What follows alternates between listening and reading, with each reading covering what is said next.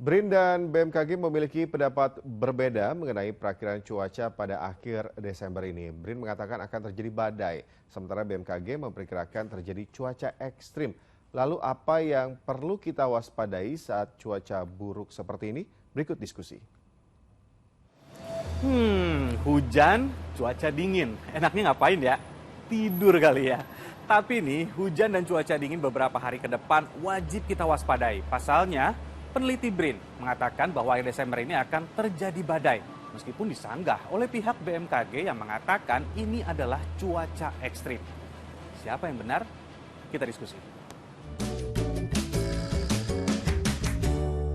Karena fokus atau inti dari badainya itu masih ada di laut, belum masuk merangsek terlalu jauh ke darat, maka tidak menimbulkan banyak dampak hujan ekstrim di darat.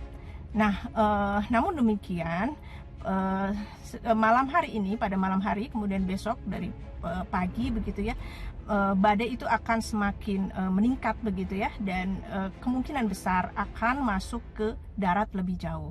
Ini yang harus kita waspadai bersama karena masuk ke daratnya ini melalui pesisir. Nah, itu tadi adalah prediksi dari peneliti klimatologi dari Pusat Riset Iklim dan Atmosfer Badan Riset dan Inovasi Nasional, Erma Yulihastin, pada hari kemarin. Erma juga memposting di media sosial pribadinya peringatan untuk waspada bagi warga di Jabodetabek terkait potensi badai. Tapi tak lama kemudian BMKG dalam konferensi persnya menyanggah prediksi ini.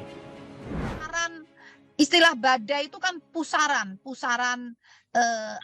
angin ya, dan disertai hujan yang lebat.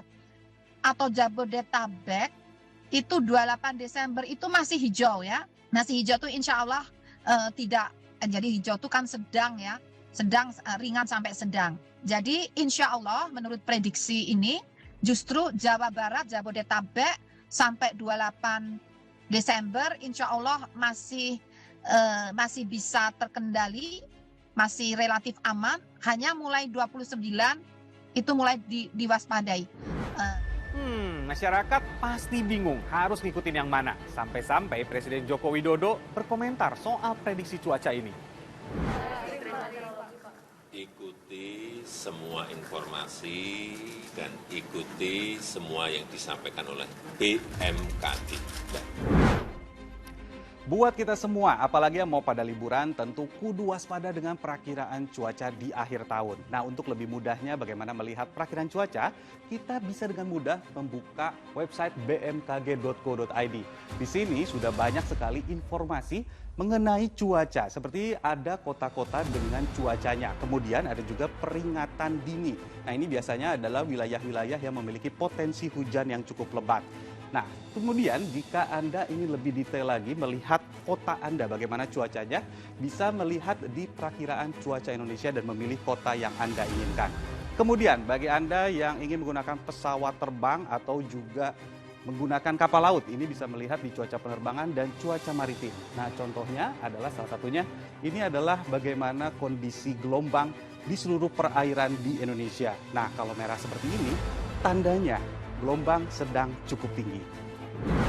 Sama ini nih, saya juga ingin membagikan beberapa tips upaya mitigasi jika nantinya terjadi hujan badai.